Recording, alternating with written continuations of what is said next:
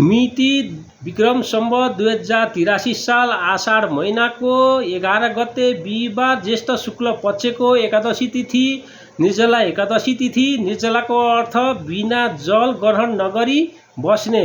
जल ग्रहण नगरी व्रत बसी तुलसीको बिउ राख्ने गरिन्छ। यसरी राखेको तुलसीको बिउ हरि शयनी एकादशीको दिन मठमा सारी हरि बोधनी एकादशीको दिन तुलसीको विवाह गरिन्छ। यस वर्षको 24वटा एकादशीको फल यो एउटा निर्जला एकादशीको व्रतबाट प्राप्त गर्न सक्नुहुनेछ। तसर्थ यो निर्जला एकादशीको व्रत लिनको लागि नबिर्सिनुहोला। भगवान विष्णुको आराधना गरी स्मरण गरी बस्ने दिन, पूजा गरी बस्ने दिन। भगवान विष्णुको पूजा आराधना गरेर व्रत बस्नुभयो भने विष्णु भगवान प्रसन्न भई हजुरको पाप नाश हुनेछ, हजुरको दुःख कष्ट दूर गर्नुहुनेछ। कमेन्ट बक्समा गई ओम नमो भगवते वासुदेवाय नमः लेखी आफ्नो मनोकामना पूरा हुनेछ। जय श्री कृष्ण। राधे राधे।